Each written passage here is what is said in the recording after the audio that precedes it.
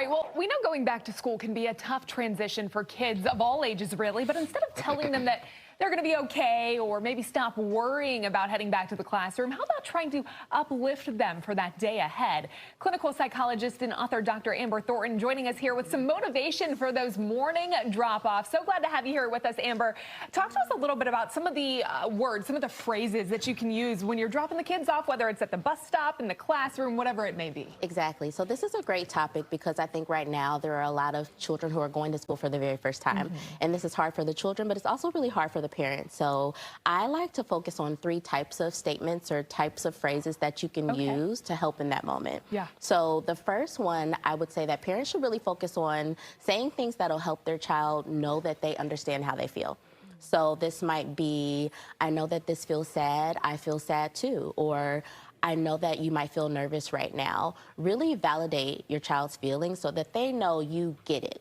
We want to be able to do that. Yeah, that's that the very makes sense. first thing. Love that. Secondly, I want parents to think about statements that will help to set a positive mindset or encourage their child. So this might be something like, I'm so proud of you for coming to school today, or you're really brave for being here today. Just something that'll help set a positive mindset. Or you can even remind them of all the fun things they'll do at school. Yeah, so it might be, I know that you're going to have so much fun with your friends today. So really setting that positive mindset can kind of shift the focus a bit.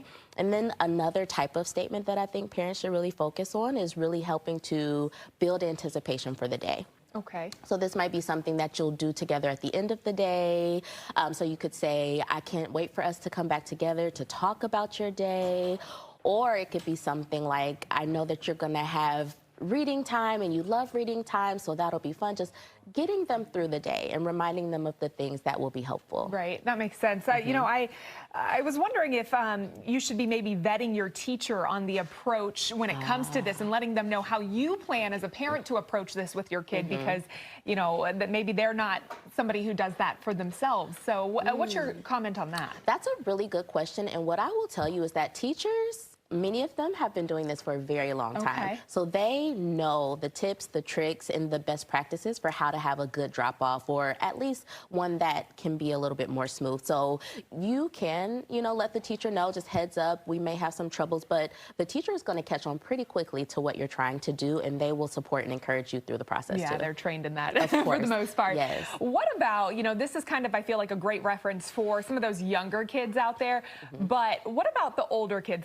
Maybe high school, 8th grade. I remember when I was in 8th grade, my mom dropped me off and she always said this phrase that she still says to me this day, make good choices, as she yelled out the window. How do you approach that with the kids maybe as they're heading into high school? Right. So it's funny, those 3 types of statements, validating the feeling, setting a positive mindset, building anticipation, that still works for the older kids too. You just will probably shift how you do it and maybe even shift the time that you do it. So for older children, I might say that you could have this conversation the night before or maybe the weeks leading up to it, whereas for younger children, you might do it right there in the moment or right in the car.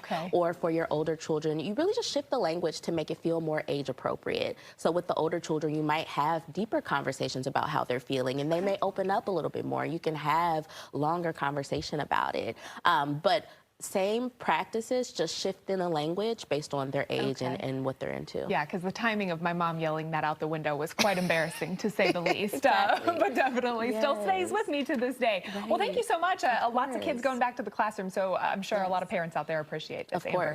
Thanks so much. Glad to have you here this morning. Thank you. All right, we still got much more.